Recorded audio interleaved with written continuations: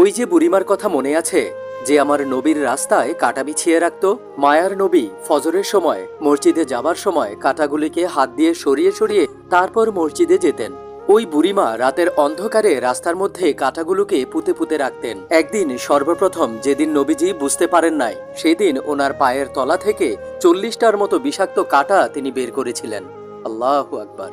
এরপরে নবীজি কাঁটাগুলোকে দু হাতে সরিয়ে আমার নবী, রহমতের নবী সারোয়ারে দুজাহান মসজিদে যেতেন। একদিন আমার নবী দেখলেন রাস্তায় কোনো কাঁটা নাই। তিনি জিজ্ঞাসা করলেন, আজ রাস্তায় কোনো কাঁটা নাই কেন? সাথে থাকা লোকজন উত্তর দিল, হুজুর, আপনার রাস্তায় যে বুড়ি কাঁটা বিছিয়ে রাখত, সে অসুস্থ, বিছানায় পড়ে আছে।